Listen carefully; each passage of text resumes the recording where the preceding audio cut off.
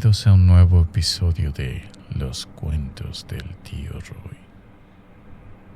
Sé que muchos de ustedes están escuchando esto en la oscuridad, buscando un poco de compañía para cerrar los ojos.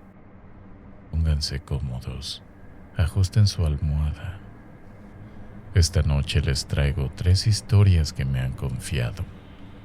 Relatos de esos que no salen en las noticias, pero que se quedan grabados en la memoria de quienes los vivieron.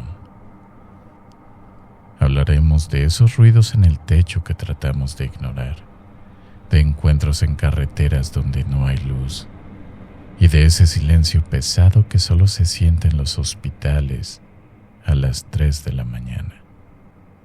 Respiren profundo y traten de no ponerle mucha atención a ese crujido en la esquina de su cuarto. Al final, son solo historias, ¿o no? Empezamos. Historia 1. El departamento 6. Miren, yo me mudé a ese edificio en la San Rafael porque la renta estaba regalada. Era un edificio de esos de cantera con un patio central lleno de macetas secas y un eco que hacía que cualquier paso se oyera en todo el inmueble. Me dieron el departamento 4. El portero, un señor ya grande que se llama Don Chencho, me entregó las llaves sin verme a los ojos. Tenía las manos temblorosas y solo me dijo: «Cualquier cosa me avisa, joven, pero después de las 10 yo ya no subo». Yo pensé que era por su edad. La gente grande se cansa y no quiere andar subiendo escaleras de noche. Arriba de mí en el departamento 6, yo juraba que vivía alguien. Todos los días entre las 2 y las 3 de la mañana se escuchaba todo. Pasos pesados como de alguien caminando de un lado a otro del cuarto. El sonido de sillas arrastrándose. Y lo más clásico, el ruido de las canicas. Ese sonido seco del vidrio pegando contra la losa fría. Yo hasta le decía a la vecina de cariño en mi mente: «Ya anda la vecina moviendo sus cosas», pensaba mientras me tapaba con la cobija, tratando de ignorar que el ruido siempre ocurría justo arriba de mi cabeza. Una tarde, mientras sacaba la basura, me topé a una señora en la entrada, de esas que llevan años ahí, se saben la vida de todos. Le pregunté, así como quien no quiere la cosa, mientras ella acomodaba sus bolsas: «Oiga, ¿sabe si a la del 6 le molesta el ruido? Es que a veces siento que me contesta pegándole al piso cuando yo me muevo». La señora soltó las bolsas, se me quedó viendo con una cara de lástima y se persignó: «Joven, ahí no vive nadie desde hace 2 años. A doña Magda se la llevaron en una ambulancia una noche que gritaba que los niños no la dejaban dormir. Y desde ese entonces el departamento quedó clausurado por la fiscalía. Nadie tiene las llaves». Se me bajó la presión, pero uno es necio y busca explicaciones lógicas. Pensé que la señora estaba loca o que alguien se había metido de paracaidista. Esa noche, cuando empezaron las canicas, no aguanté. El ruido era más fuerte que nunca, como si estuvieran tirando puños enteros de canicas al piso.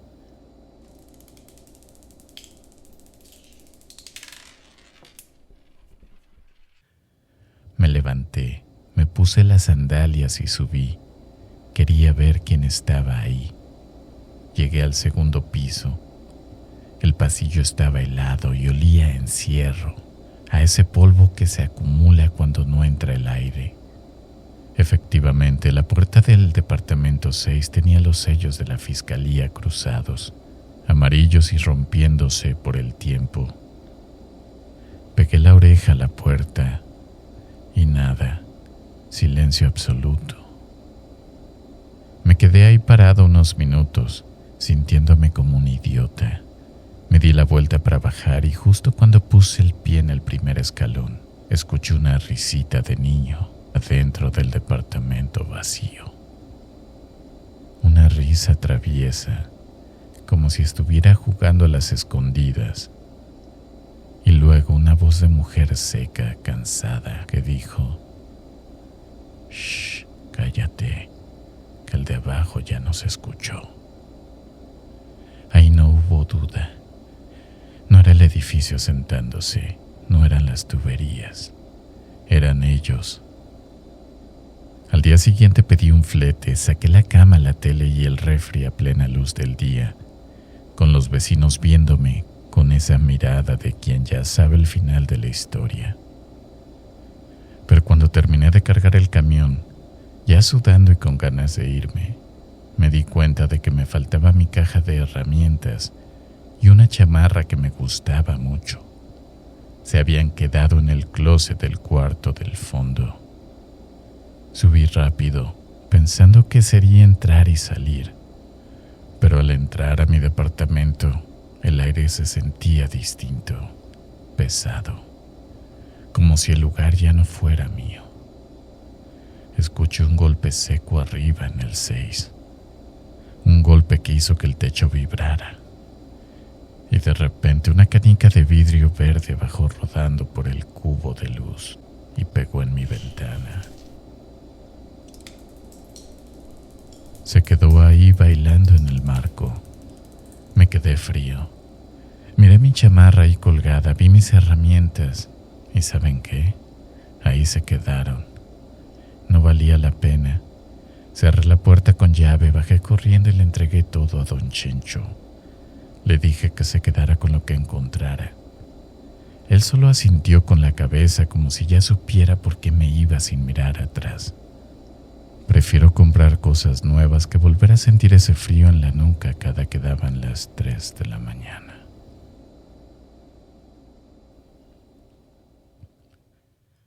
Historia 2. El kilómetro 82. Esta otra historia me la contaron hace tiempo en una de esas paradas de camiones donde se juntan los traileros a tomar café de olla para aguantar la ruta.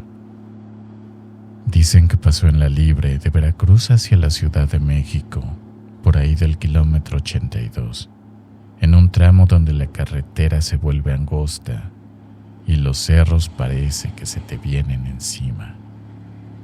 Era de madrugada, como las 2 de la mañana. Había mucha niebla, de esa que no te deja ver ni a 3 metros, y ese olor a freno quemado que se queda flotando en las bajadas peligrosas. El chofer venía solo, con el radio apagado para no distraerse, cabeceando un poco por el cansancio de tantas horas al volante. Cuando las luces altas del Tortón iluminaron una silueta a la orilla del camino. Era una mujer, llevaba un vestido de flores, de esos sencillos que usan las señoras en los pueblos, y venía caminando de espaldas al tráfico, dándole la cara a la oscuridad del cerro. Lo que al chofer le puso los pelos de punta fue ver que la señora venía descalza, caminando sobre las piedras afiladas y el pavimento frío, como si estuviera pisando nubes. En la mano derecha traía una cubeta de plástico blanco, de esas de pintura de 20 litros. Él pensó en pararse en esos rumbos. A veces la gente camina kilómetros para llegar a un hospital o por una emergencia. Pensó, ¿qué hace esta mujer aquí sola? Se va a quedar ahí perdida en la nada. Pero antes de frenar, algo en su instinto, ese sexto sentido que tienen los que viven en la carretera, le dio un aviso. Notó que la mujer no movía los hombros al caminar, iba muy rígida. Aceleró. Cuando el camión pasó junto a ella, la luz de la cabina alcanzó a iluminar la cubeta. Venía llena hasta el tope de un líquido espeso, oscuro, que iba salpicando el asfalto. Por puro nervio, por esa curiosidad que a veces nos traiciona, el chofer se asomó por el espejo lateral para verle la cara. Dice que la señora no iba caminando normal, sus pies ni siquiera tocaban el suelo, iba como flotando pero muy bajito, rozando la tierra. Y cuando ella levantó la cabeza para ver el camión pasar, no tenía facciones. Era puro pellejo, liso, grisáceo, estirado donde debía estar la cara. Pero lo peor no fue verla, sino el olor que entró por la ventanilla. Justo en ese segundo, olía a sangre vieja y a algo podrido que lleva días bajo el sol. Un olor que se le pegó en la ropa y no se le quitó en todo el viaje. El hombre no paró hasta que llegó a una zona con luz, una vulcanizadora que estaba abierta. Se bajó temblando con las piernas de trapo a revisar las llantas. Y ahí se quedó mudo. En la lámina del camión, justo a la altura de donde esa mujer lo vio pasar, estaban marcados unos dedos largos, chorreados con ese mismo líquido oscuro que olía a muerto. Eran marcas de manos que habían intentado agarrarse de la caja del camión. Dicen que el chofer no quiso lavar el camión esa noche, aunque le daba asco. Decía que si borraba la marca antes de que saliera el sol, esa cosa sabría que él tenía miedo y lo seguiría hasta su casa por el olor. Se quedó ahí sentado en la cabina con el rosario en la mano, esperando a que amaneciera. Desde entonces, muchos traileros ya no pasan por ese tramo si no es acompañados. Dicen que la mujer de la cubeta sigue buscando a alguien que la ayude a cargar con lo que lleva ahí adentro.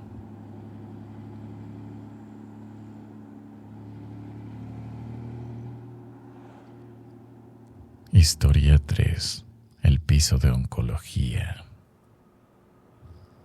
Esta última historia me la compartió una persona que prefiere quedarse en el anonimato, pero dice que le pasó en un hospital muy conocido de la Ciudad de México. Uno de esos edificios enormes con pasillos que parecen laberintos y techos que siempre están goteando. Ella se quedó a cuidar a su mamá una noche de octubre. Estaban en el tercer piso, en una sala compartida donde las camas están separadas apenas por unas cortinas de plástico que hacen un sonido cada vez que las mueves. Si han pasado una noche en el hospital, saben cómo es. El sonido constante del suero goteando.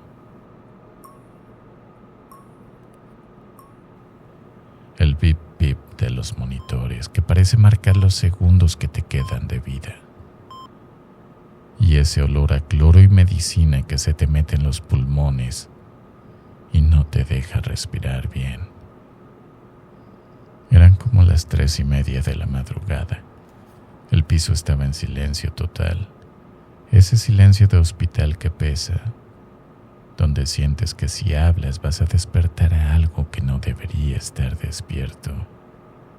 De pronto, desde el fondo del pasillo, donde las luces están apagadas, empezó a escucharse un quejido.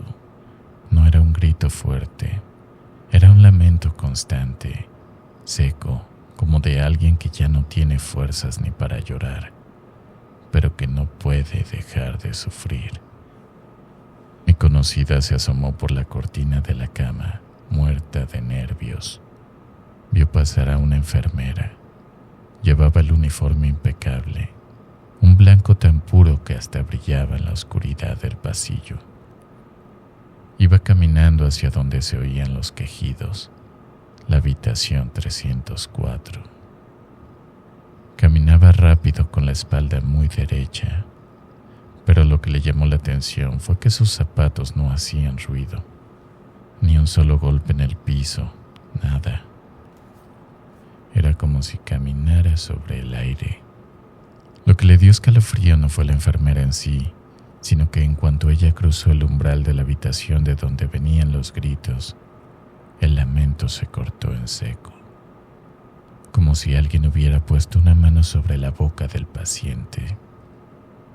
Un silencio repentino que daba más miedo que el propio grito. A los 5 minutos la enfermera salió de la habitación, pasó frente a la cama de mi conocida y se detuvo un segundo. La miró. Dice que tenía una cara de una paz absoluta, casi angelical, pero sus ojos estaban fijos, vacíos, no parpadeaba. Le hizo una seña con el dedo en los labios pidiéndole silencio y se perdió en la vuelta del pasillo, justo donde está el elevador de carga que siempre está fuera de servicio. A la mañana siguiente, cuando entró el cambio de turno y el sol ya iluminaba las habitaciones, mi conocida le preguntó a la jefa de enfermeras, tratando de hacérsela amable: «Oiga, la señorita de blanco que entró anoche al 304 es muy eficiente». Calmó al paciente de inmediato. Me dio mucha tranquilidad verla. La enfermera dejó de anotar en su tabla, se puso pálida y le preguntó con una voz muy seria: «¿Cómo dice que era el uniforme?» «Blanco, impecable, de los de antes, con su cofia bien puesta», respondió ella. La jefa de enfermera solo suspiró, se talló la cara y le dijo: «En este piso ya no usamos cofia desde hace 10 años, joven, y en el 304 no había nadie anoche. El paciente que estaba ahí falleció ayer en la tarde, antes de que usted llegara. Lo que usted escuchó fueron los restos de dolor que se quedan pegados en las paredes. Mi conocida dice que lo que más pena le dio no fue ver a un fantasma, sino entender que en esos hospitales el dolor es tan fuerte que sigue gritando mucho después de que el cuerpo se ha ido. Todavía hoy, cuando pasa cerca de una clínica, apresura el paso y se pone los audífonos, porque sabe que hay guardias que nunca terminan y hay enfermeras que todavía están ahí, tratando de callar los gritos de los que ya no están». Y con esto cerramos las historias de hoy. Espero que estos relatos los acompañen en su descanso. No olviden revisar que su puerta esté bien cerrada y que si escuchan algo en el techo, es mejor ignorarlo. No pregunten qué es. Esto fue Los Cuentos del Tío Roy. Que tengan una noche tranquila y si es que pueden, descansen.